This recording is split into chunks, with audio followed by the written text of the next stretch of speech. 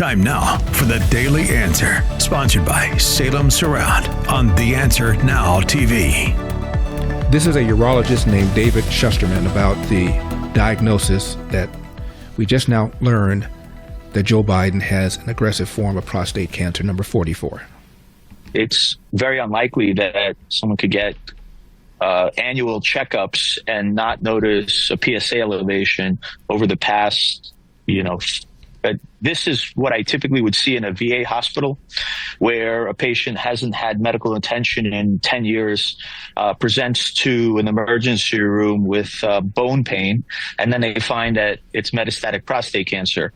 But in the modern age of medicine, especially the fact that he was a former president, he had intensive state-of-the-art, care where we can see prostate cancer, 10 years in the past.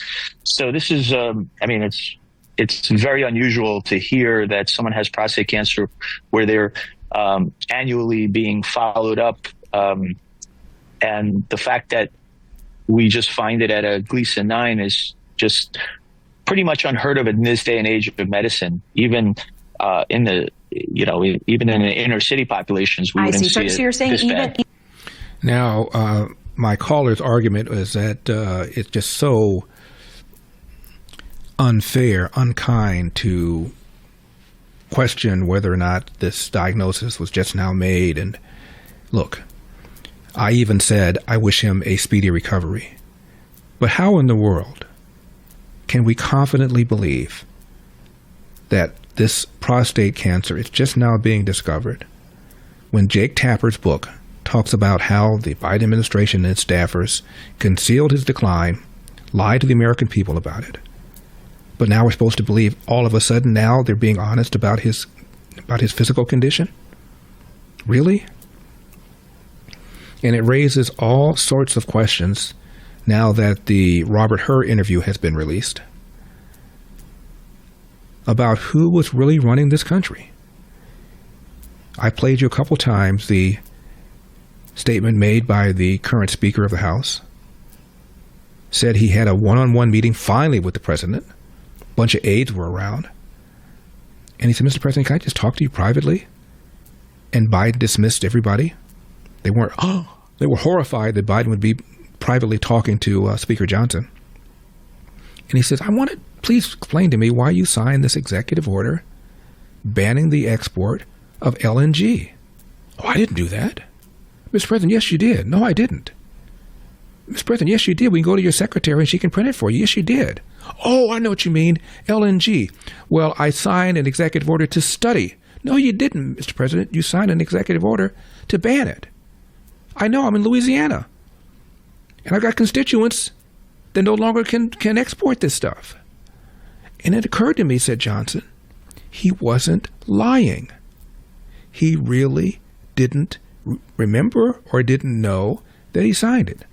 Either way, whether he was forgetful or whether somebody else did it, it raises a question of who in the world was running this country.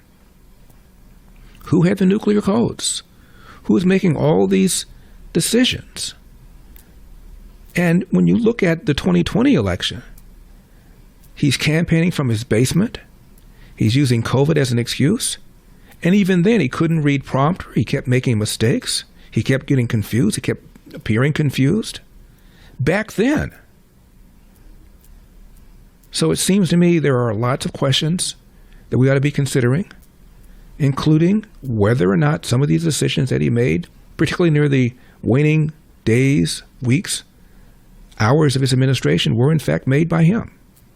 I mean, honestly, when President Trump got elected, nobody had a problem with exercising the pressure to have him have his doctor examine him, and Dr. Ronnie Jackson, the White House doctor who was a doctor for Obama and a doctor for him, went public, answered every single question because there were so many concerns that people thought Donald Trump was erratic, that he had mental issues, let's put it that way. And so Donald Trump made his doctor available who answered every single question. He had no problem then.